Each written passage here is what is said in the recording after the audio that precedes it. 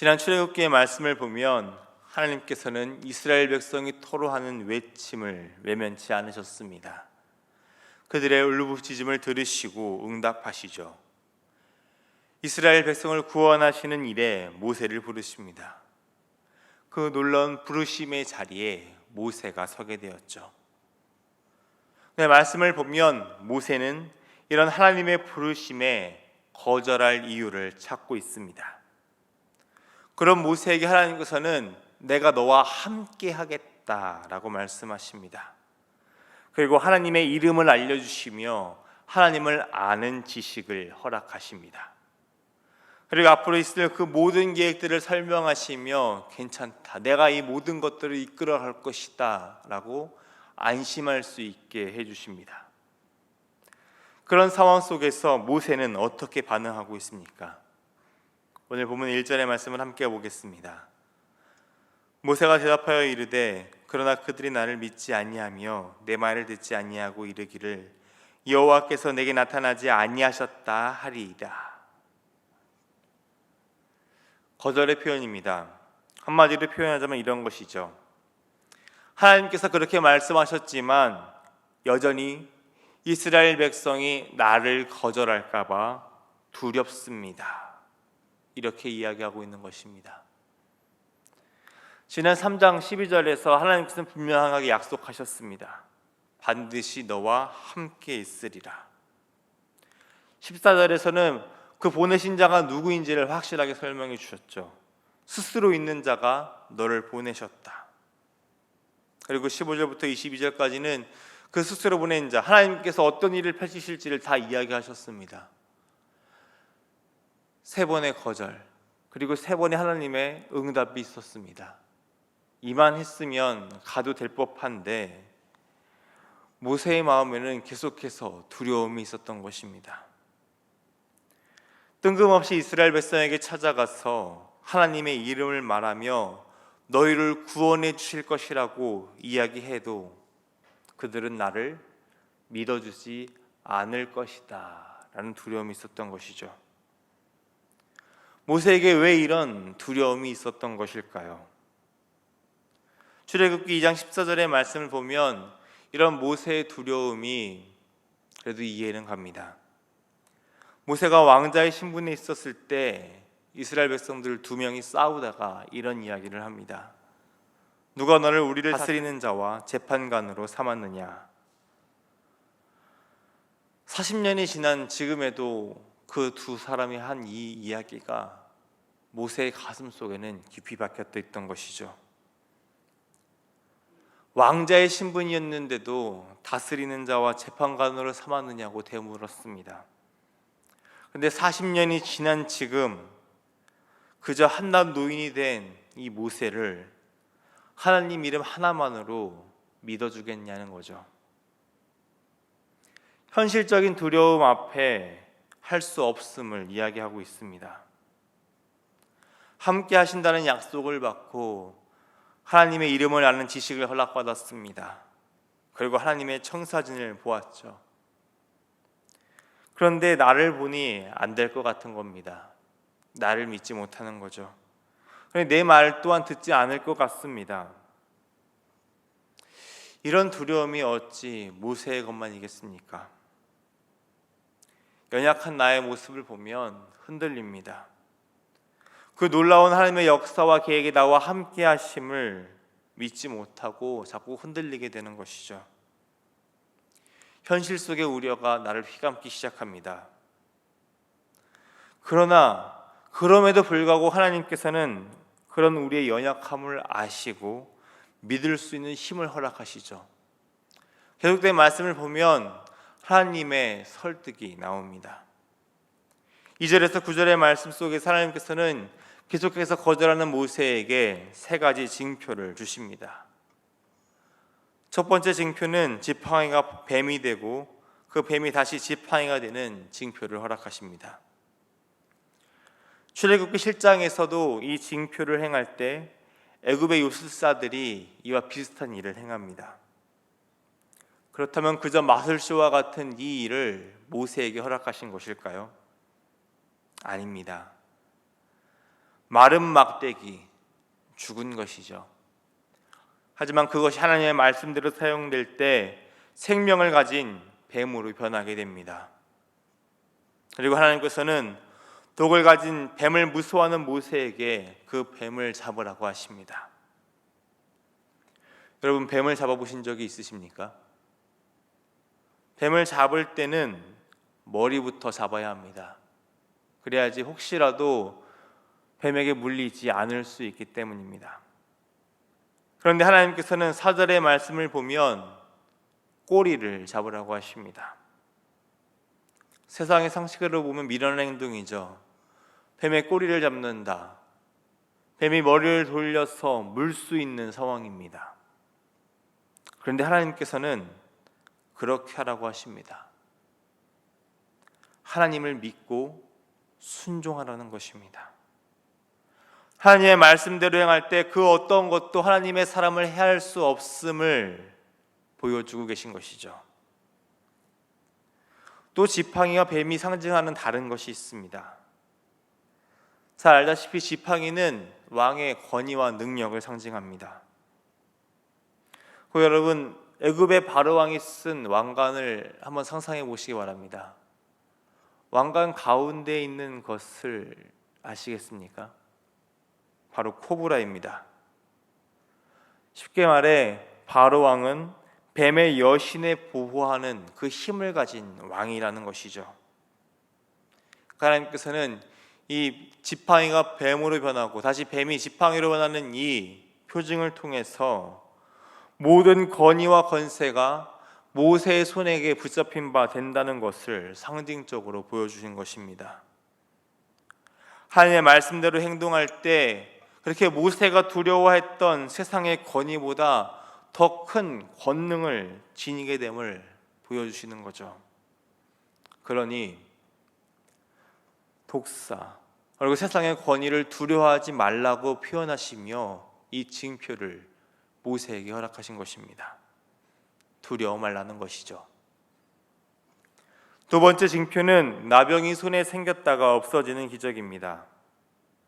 말씀을 보면 참 단순합니다. 그저 손을 품에 넣었다가 빼고 다시 넣었다가 빼기만 하면 됩니다. 앞선 표징보다 더 단순하죠. 그래서 오늘날 우리의 시선으로 바라본다면 솔직히 앞에 그 표징이 더 신뢰가 가는 기적처럼 보일 수 있습니다. 근데 하나님께서는 분명하게 말씀하시죠.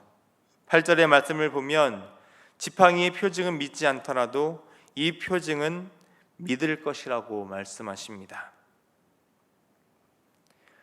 앞서 이야기했던 같이 지팡이가 뱀으로 변하는 것은 요술사의 눈속임으로도 할 수 있는 일입니다. 그러나 그 당시 질병에 관한 것은 전적인 신의 권능으로 표현됩니다. 신의 심판으로 인해 질병이 생기고 그 신의 자비로 질병이 낫게 됩니다. 심판하심과 회복하심을 이 징표를 통해 보여주신 것이죠. 이 모든 권능이 오직 하나님께만 있음을 보여주고 있는 것입니다. 그리고 그 역사를 이루는 일에 모세를 사용하신다는 것이죠. 모세가 한 일이라고는 별 특별한 일이 없습니다.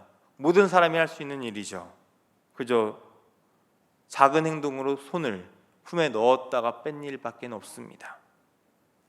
그러나 이 작은 행동을 통해 하나님께서는 아주 놀라운 일을 보여주십니다. 우리의 행동은 연약하고 보잘것 없어 보일 수 있습니다. 하지만 하나님께서 쓰실 때 놀라운 역사의 도구로 사용됨을 이 표징을 통해서 보여주고 계신 것이죠. 다시 한번 모세를 설득하며 용기와 힘을 주시는 것입니다. 세 번째 징표는 나일강의 물이 피로 변하는 것입니다. 9절의 말씀을 보면 이 표징은 최후의 수단입니다. 이 표징이 애굽 땅에 내려지는 10번째 재앙 중 첫 번째 재앙이 되죠. 물과 피는 둘 다 생명을 상징합니다. 애굽이 신격화했던 나일강을 피로 변하게 하시죠. 하나님께서 자연을 다스리시는 분임을 보여주는 것입니다. 그리고 애굽의 거짓 신들이 하나님 앞에 굴복하며 아무런 힘이 없는 가짜임을 다시 한번 보여주는 사건이 되죠. 이렇게 놀라운 하나님께서 지금 모세와 함께 하시겠다고 약속하십니다. 이 정도쯤 되면 세 번의 설득과 그리고 놀라운 이 세 번의 기적의 이야기를 듣고 나면 하나님의 말씀을 듣고 네, 이제 그렇다면 내가 순종하겠습니다 라고 할 법도 한데, 모세는 10절과 같이 대답합니다. 모세가 여호와께 아뢰되 오 주여, 나는 본래 말을 잘하지 못하는 자니이다. 주께서 주의 종에게 명령하신 후에도 역시 그러하니 나는 입이 뻣뻣하고 혀가 둔한 자니이다. 여전히 자신의 부족함을 이야기합니다. 지금까지 하나님께서 하신 그 모든 말씀과 놀라운 기적들이 아무런 소용이 없던 것일까요?